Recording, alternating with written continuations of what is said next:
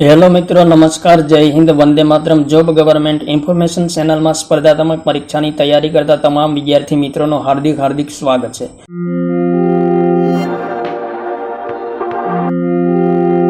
મિત્રો, ગુજરાત ગૌણ સેવા પસંદગી મંડળ ગાંધીનગર દ્વારા એક મહત્વપૂર્ણ જાહેરાત આવેલી છે. જાહેરાત ક્રમાંક 240/2024-25 લેબોરેટરી ટેકનિશિયન ફોરેન્સિક સાયકોલોજી જૂથ વર્ગ 3ના ઉમેદવારોના અસલ પ્રમાણપત્રોની ચકાસણી માટે અગત્યની જાહેરાત આવેલી છે.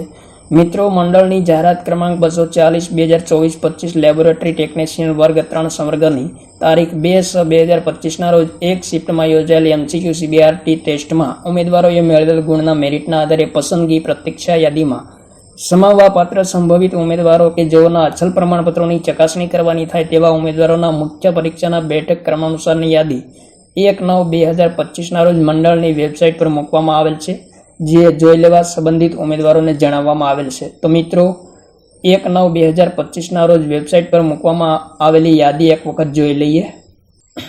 તો મિત્રો, 1/9/2025ના રોજ પ્રોવિઝનલ રિઝલ્ટ જાહેર કરવામાં આવેલ છે. લેબોરેટરી ટેકનિશિયન વર્ગ 3 જાહેરાત ક્રમાંક 240/2024-25. અહીં મિત્રો તમામ ઉમેદવારોના રોલ નંબર, કન્ફર્મેશન નંબર, નામ તેમજ રિઝલ્ટ આપેલું છે. તો તમામ ઉમેદવારોએ એક વખત પોતાનું રિઝલ્ટ જોઈ લેવું જરૂરી છે. ત્યારબાદ મિત્રો આગળ જોઈએ, ઉક્ત સંવર્ગના ઉમેદવારોના અસલ પ્રમાણપત્રોની ચકાસણી માટેનો કાર્યક્રમ. મુખ્ય પરીક્ષાના બેઠક ક્રમાનુસારની ઉમેદવારોની યાદી અને અચલ પ્રમાણપત્રોની ચકાસણી સંબંધી ઉમેદવારો માટેની સૂચનાઓ નીચે દર્શાવ્યા મુજબ છે. તો અચલ પ્રમાણપત્રોની ચકાસણી માટે બોલાવવાના થાય તેવા ઉમેદવારોના પરીક્ષાના બેઠક ક્રમાનુસારની યાદી આપવામાં આવેલી છે. તો તમામ ઉમેદવારોએ જોઈ લેવું.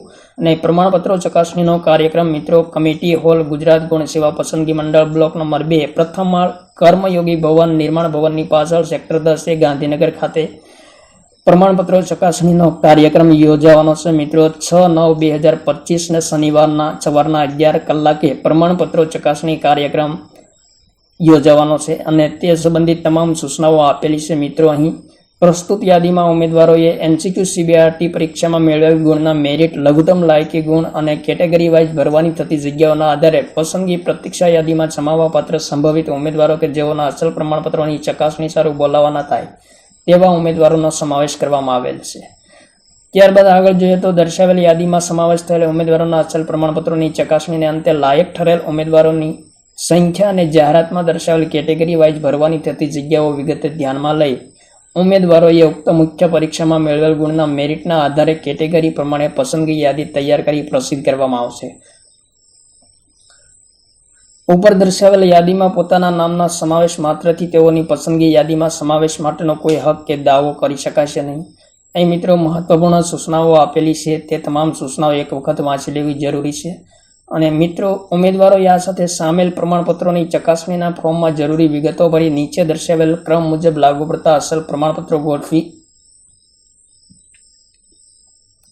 સ્વપ્રમાણિત ઝેરોક્ષ નકલો 2 સેટમાં અવશ્ય સાથે લાવવાની રહેશે. તો અહીં મિત્રો તમામ સૂચના આપેલી છે. પ્રમાણપત્રો જોડવાની શાળા સોડિયાનો દાખલો, અનામત વર્ગના ઉમેદવારોએ જાતિ અંગેનો દાખલો, SCBCએ જાતિ અંગેનું પ્રમાણપત્ર તેમજ નાણાકીય વર્ષ 2021-22, 2022-23, 2023-24ની આવકના આધારે 1/4/2022 થી 15/9/2024 દરમિયાન નિશ્ચિત થયેલ નોન ક્રિમિલિયર. ખાસ ધ્યાનમાં લેવું મિત્રો, તારીખ આપેલી છે. આર્થિક રીતે નબળા વર્ગના ઉમેદવારોએ 16/9/2021 થી 15/9/2024 દરમિયાન મેળવેલ હોય તેવું આર્થિક રીતે નબળા વર્ગનું પાત્રતા પ્રમાણપત્ર, ધોરણ 10 અને ધોરણ 12ની માર્કશીટ અને પ્રમાણપત્ર, શૈક્ષણિક લાયકાતમાં દર્શાવેલ મનોવિજ્ઞાનની સ્નાતકની પદવી, તમામ સેમેસ્ટરની માર્કશીટ અને પ્રમાણપત્ર, કોમ્પ્યુટરની જાણકારી અંગેનું પ્રમાણપત્ર, દિવ્યાંગતા ધરાવતા ઉમેદવારોએ નિયત નમૂનાનું સક્ષમ અધિકારી તરફથી મેળવેલું પ્રમાણપત્ર.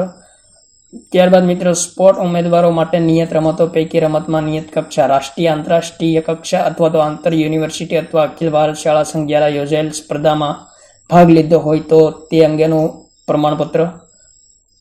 ત્યારબાદ ફોટો આઈડી પ્રૂફ, સરનામાવાળું અને તાજેતરના પાસપોર્ટ સાઇઝના 2 ફોટા. તો આ તમામ મહત્વપૂર્ણ સૂચનાઓ આપેલી છે. તો તમામ ઉમેદવારોએ એક વખત જોઈ લેવું જરૂરી છે પોતાનું રિઝલ્ટ. અને ત્યારબાદ ચકાસણી માટે બોલાવેલ ઉમેદવારોએ હાજર રહેવું જરૂરી છે. થેન્ક યુ મિત્રો. જય હિન્દ, વંદે માતરમ.